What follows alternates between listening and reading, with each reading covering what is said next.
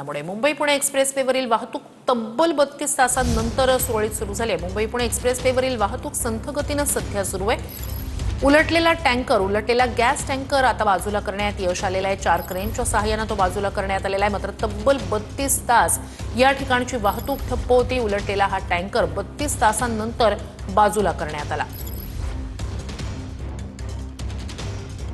तर थेट या सगळ्या संदर्भात आपण जाणून घेऊया आपले प्रतिनिधी अक्षय मंकणी यांच्याकडून। अक्षय, 32 तास मुंबई-पुणे एक्सप्रेसवे बंद असतो, एक पूर्ण तो टप्पा जो आहे त्या ठिकाणी आपण वाहनांच्या रांगा बघितलेल्या होत्या। आत्ताची नेमकी परिस्थिती काय आहे?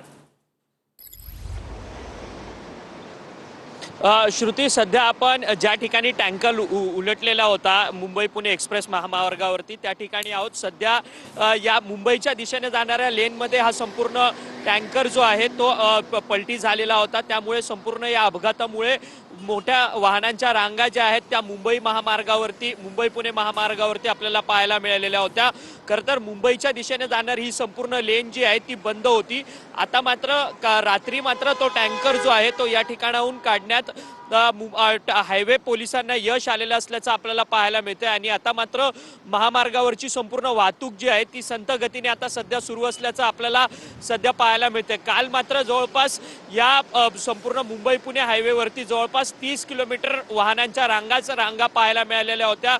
आणि जवळपास 24 तासांहून अधिक काळ जो आहे या संपूर्ण महामार्गावरती ट्रॅफिक जो आहे तो जाम झालेला असल्याचं आपल्याला पाहायला मिळालेलं होतं। आणि या सगळ्या वाहनांच्या रांगेमध्ये प्रवासी जे आहेत ते प्रवासी जे आहेत ते त्रास सहन करत असताना आपल्याला पाहायला मिळत होते। संतप्त प्रतिक्रिया ज्या आहेत त्या नागरिकांनी या सगळ्या प्रवासादरम्यान दिलेल्या असल्याचं आपल्याला पाहायला मिळतंय।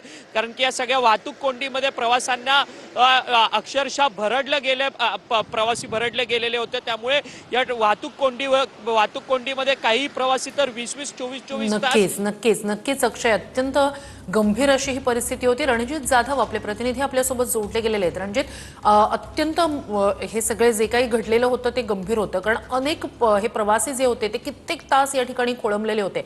अर्थात या प्रकरणी आता अहवाल मागवण्यात आलेला आहे। मात्र मुंबई-पुणे एक्सप्रेसवे अशा प्रकारे दुर्घटनेनंतर जाम होणं, वाहतूक कोंडी त्या ठिकाणी मोठी निर्माण होणं, 32 तासांनंतर तो सुरळीत होणं हे अत्यंत गंभीर आहे। आत्ताची नेमकी परिस्थिती या सगळ्या संदर्भात काय आणि यापुढे असं होऊ नये म्हणून नेमकं काय केलं जाणार आहे? नक्कीच आपण पाहिलं तर काल 32 तासानंतर जो आहे तो पुणे मुंबई महामार्गावरील टँकर जो आहे तो बाजूला काढण्यात आला।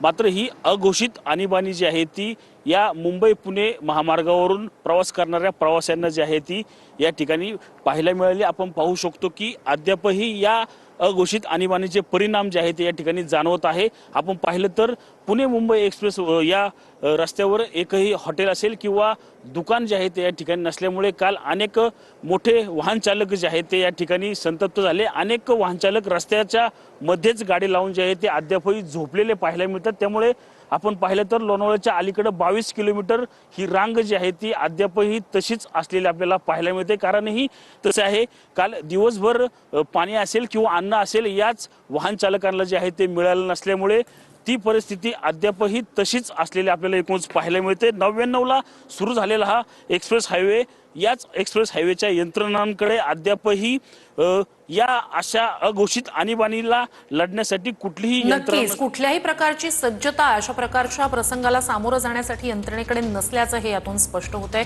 धन्यवाद रणजित, तुम्ही दिलेल्या संपूर्ण माहितीसाठी।